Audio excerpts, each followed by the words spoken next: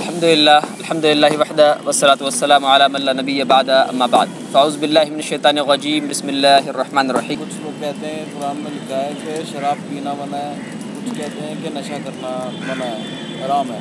भाई ने सवाल पूछा है, कुछ लोग कहते हैं कि शराब पीना मना है, कुछ लोग कहते हैं नशा करना मना है। अल्लाह तबारक ताला ने कुरान मजीद में एक साफ साफ बात बताई है, ला तुल्कू बिअयदीकुम इला तहलुका, अपने आप को हिलाकत में मत डालो। ये कुरान का हुक्म है। इसके खिलाफ जाने वाले लोग अल्लाह के मुजरिम कि हर साल हिंदुस्तान में 6 लाख लोग सिर्फ सिगरेट के धुएं से मर जाते हैं। हर साल 10 से 12 लाख लोग गुटखा, तंबाकू, जर्दा, सिगरेट के इस्तेमाल से मर जाते हैं। अम्मा आयशा फरमाती हैं, अल्लाह के रसूल सल्लल्लाहु अलैहि वसल्लम ने फरमाया, कुल्लु मुस्किरिन हराम कलीलुन औ कसीर, हर नशावर चीज़ जिसकी ज़्यादा मकदार से नशा आता हो, जिसको ज़्यादा खाने से नशा आता हो, उसका एक कतरा, एक दाना भी हराम है। क्या है?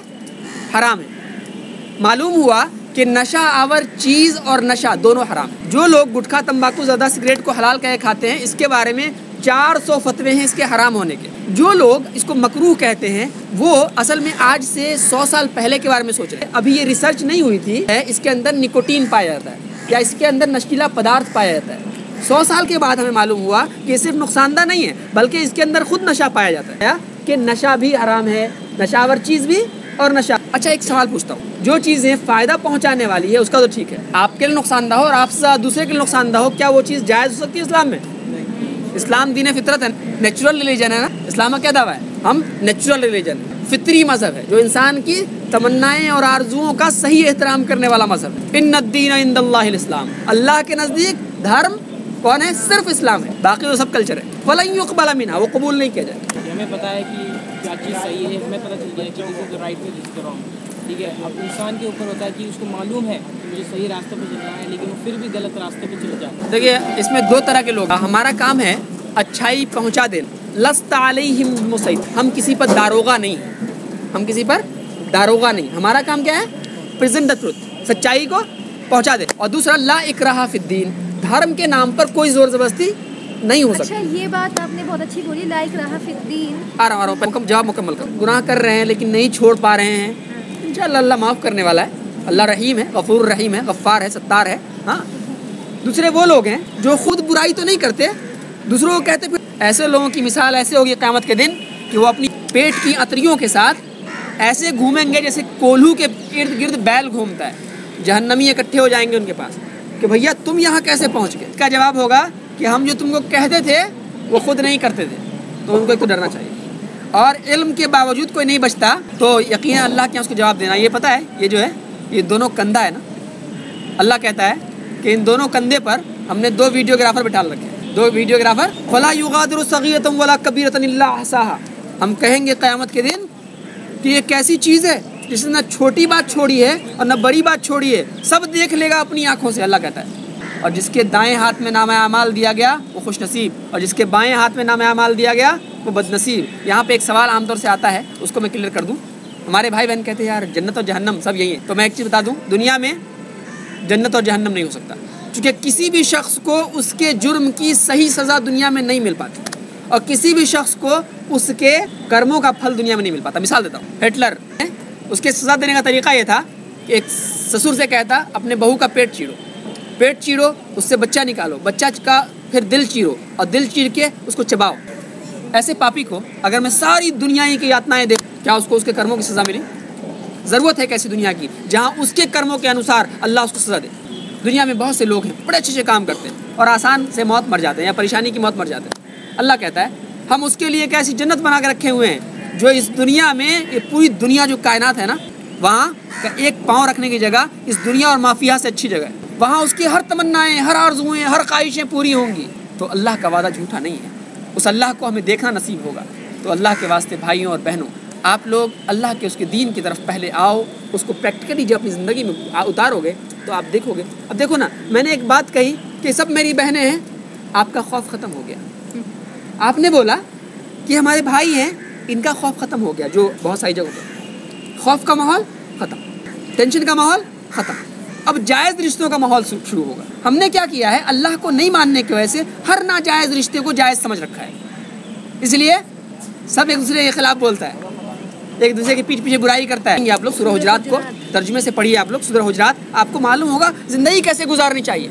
हम झूठ बोल रहे हैं, मक्कारी कर रहे हैं, धोखा कर रहे हैं। क्यों? क्योंकि हमको अल्लाह भरोसा नहीं है कि मरने का जवाब देना है। एक जहाज़ उड़ता है, उतरने वाला है, आदमी जहाज़ से फ़ोन कर रहा है, पापा मैं आ रही, बेटा मैं उतरने वाला हूँ, भाई मैं उतरने वाला हूँ, और जहाज़ यहाँ लैंड करने के बजाय कहीं और लैंड हो जाती है। किसने सोचा था कि ये जो सुनामी आएगा, सुनामी से एक दिन पहले लोगों ने प्लानिंग की होगी, अच्छा फ़लाँ की शादी फ़लाँ से होगी, फ़लाँ जगह ये होटल मेरा होगा, फ़लाँ मकान जो मैं बना रहा हूँ ये इतना मंजिला होगा, हाँ मेरे बैंक में इतना का पैसा ट्रांसफ़र कर दो। दूसरे दिन कुछ नहीं था। यह है दुनिया की हकीकत। अल्लाह की कसम, अगर दुनिया की हैसियत मच्छर के पर से भी ज़्यादा हैसियत होती तो मैं ऐश करता। 3 रास्ते हैं तुम्हारे पास, ऐश, ऐश और ऐश, ऐश कैश, ऐश कैश और बैलेंस अपना लो।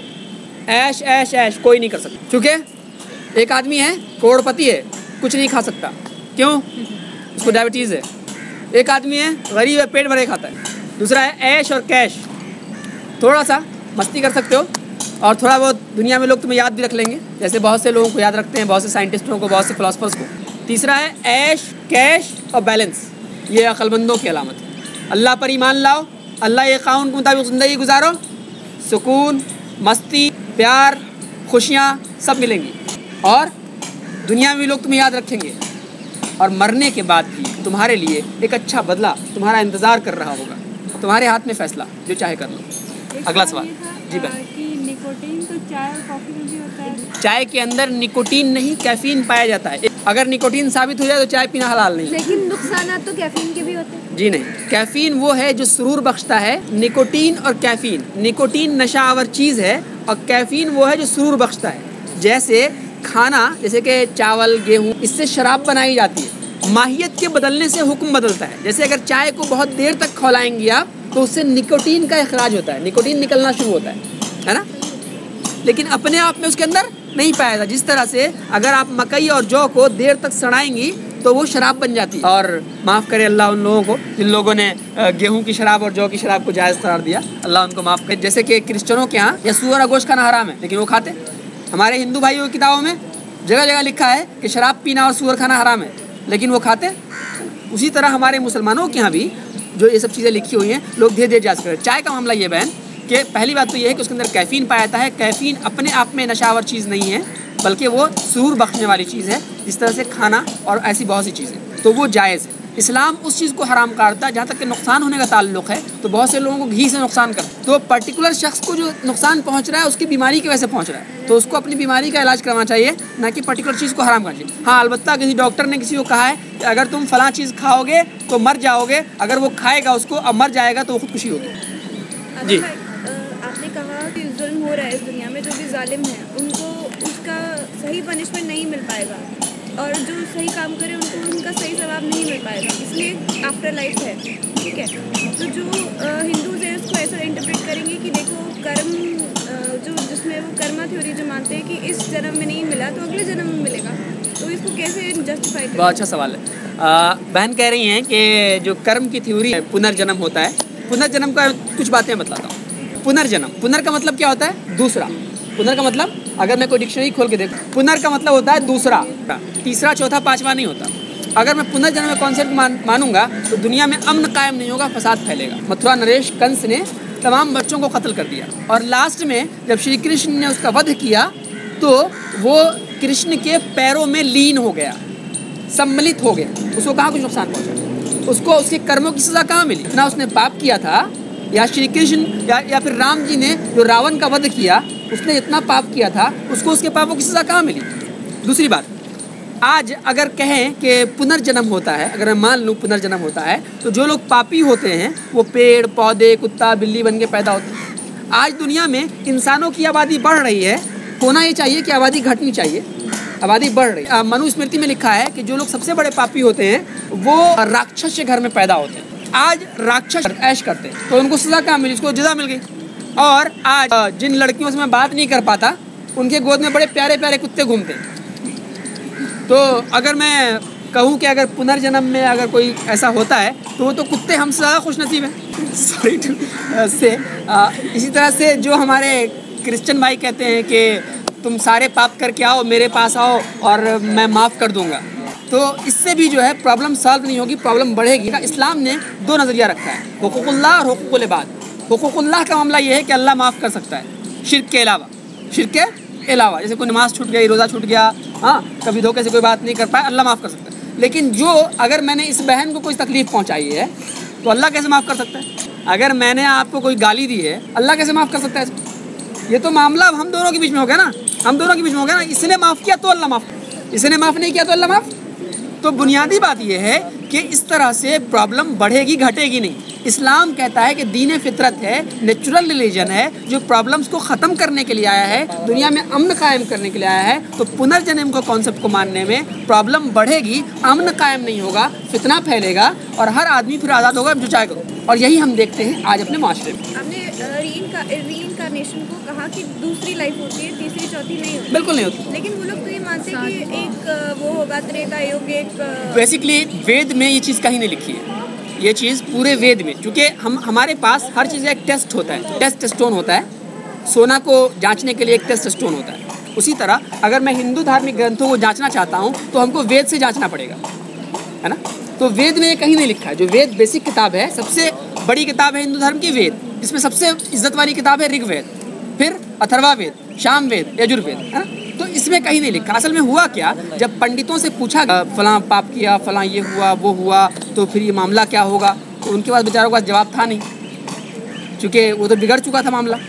तो वो कैसे जवाब देते कि अल्लाह के यहाँ जवाब देना है, ये बात उनके समझ में आ नहीं रही थी। वो तो पेड़ को पूज रहे थे, पौधे को पूज रहे थे, हर उस चीज़ को पूजा जिससे फ़ायदा हुआ, हर उस चीज़ को पूज रहे थे जिससे नुकसान हुआ। तो उनका जवाब नहीं था। तो उन्होंने क्या किया, अपने मन से एक कहानी बनाई। क्या? ये साइकिल बढ़ता। ये चीज़ें अननेचुरल हैं, इलॉजिकल हैं। और जो आज लोग कहते हैं कि साइंस प्रूफ कर चुकी है, वो साइंस का माना नहीं जानते हमारे भाई को। साइंस कहते हैं उस चीज़ को जो पॉजिटिवली या नेगेटिवली प्रूफ की जा सके, उसको एक बीमारी कहते हैं साइंस में। जो लोग ये कहते हैं मुझे पिछले जन्म की बातें याद आ रही हैं, उसको एक बीमारी कहा जाता है साइंस में।